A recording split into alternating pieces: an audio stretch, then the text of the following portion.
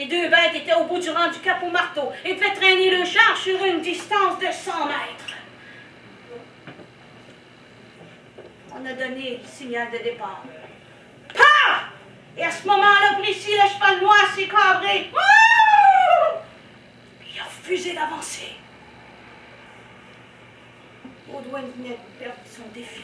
Puis ça, sous les yeux de tous les paroissiens voisins. Ah! Ça défaite dû au fait qu'il avait profité du cheval du curé, et puis là, ben, le ciel avait puni son arrogance.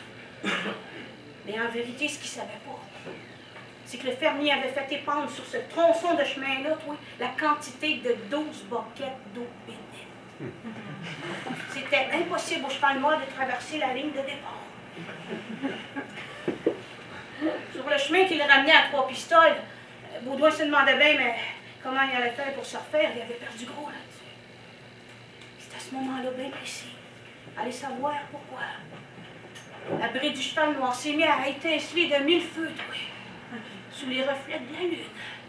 Puis à ce moment-là, bien précis, Boudreau s'est fait couper le chemin. V'là le fermier avec 2 comparses qui viennent menacer Baudouin. Pardon, j'ai dit Boudreau, Baudouin. Suivez, suivez.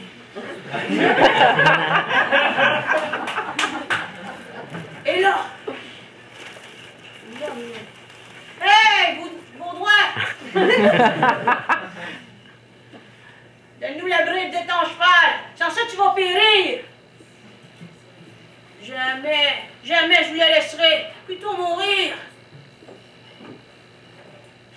La seule chose qui lui restait à ce moment-là, bien précis, à Baudouin, c'était son honneur. Mais en tout cas, contraire.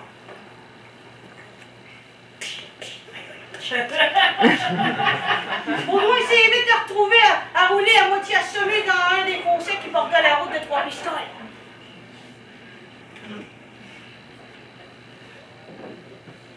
Quand les 3 malfrats ont enlevé la bride du cheval noir, dès que le cheval noir a senti la bride se détacher, clic, puis glisser sur son cou, il s'est changé en une bête affreuse, en emmenant avec lui dans les douleurs les plus atroces les 3 malfrats. Et ce, sous le regard ahuri de Baudouin, dont l'honneur l'avait sauvé. Les feux de l'enfer, c'est moi qui vous le dis. Puis, en entrant aux enfers, juste avant d'y arriver, le diable était passé devant l'église de Trois-Pistoles, et tout en haut, à l'enconure. Il avait arraché une grosse pierre, puis il l'avait emmené avec lui. Le lendemain matin, Baudouin se demandait bien comment dire au curé que le cheval noir restait le diable. Et quand le curé ce matin-là a vu arriver Baudouin sans la monture, il a fait un petit sourire. Vous savez, un petit rire orthodoxe.